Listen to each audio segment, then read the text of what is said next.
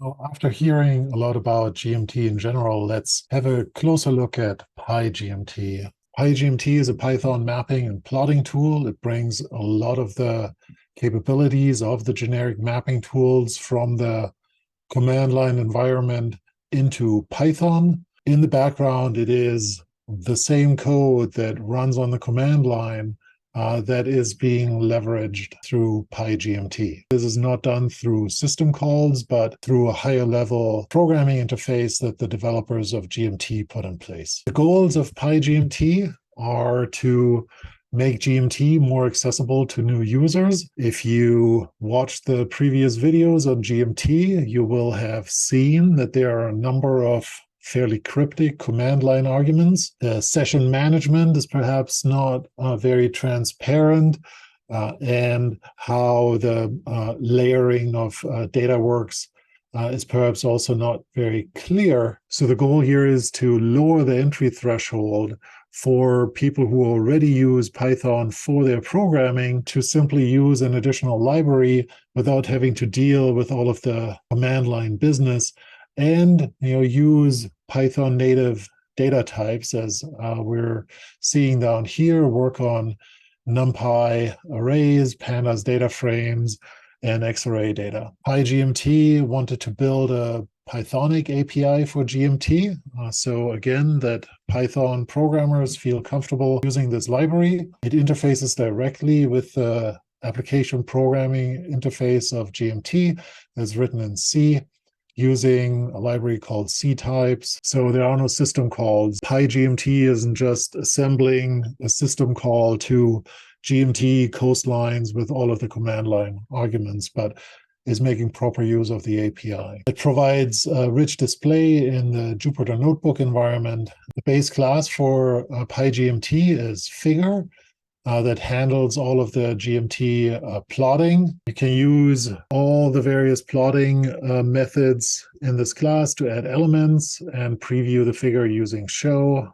You can save it using savefig, so this is very similar to matplotlib commands. There isn't a figure file until you actually call savefig or psconvert. For GMT, like whenever you call one of the commands, there's actually a figure file that already exists. Whereas here, everything is held in memory until you hit save fig.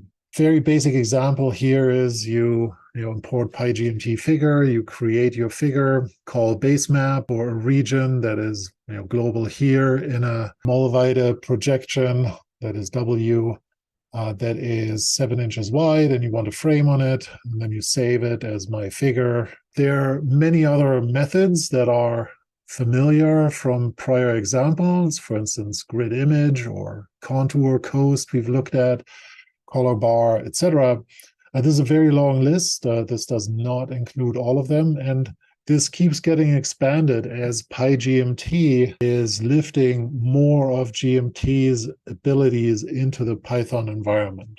Similarly to GMT, obviously pyGMT provides data sets, for instance, Earth age, Earth relief, fractures, and so forth. These are accessible through the pyGMT datasets package, and just like GMT will download the datasets automatically the first time they're used and store them in the GMT cache folder where GMT would also store them. Here is the similar example that we already saw with a slightly different syntax to make global coastlines. So we create a figure object, pyGMT figure. On that, we call the function basemap for the region to be G, the shortcut for global. The projection should be, again, a Mollweide projection, here 15 centimeters wide, and we want a frame around it. So this would only include basically this oval here. And then we add coastlines on top of that, and we want shorelines to be at quality 1 and 0.1 points thick and black. And then we show the figure, and this is what we see. Similar, yet very different from how GMT runs on the command line. Of course, we have just as many projections in pyGMT as in GMT. We have different azimuthal, conic, etc., projections, all of which are documented on the website. You should really read through this if you haven't been exposed to projections so that you find the right one for your needs. The full list is shown here. This gives you the projection argument and what the names are on that website. You can click on them and find the properties of the respective projection. Here's the Mollweiter projection that we've seen a few times now. So the same that holds true for GMT also holds true for pyGMT. You need to use documentation liberally. There's going to be a lot of reading and developing in parallel that will need to happen.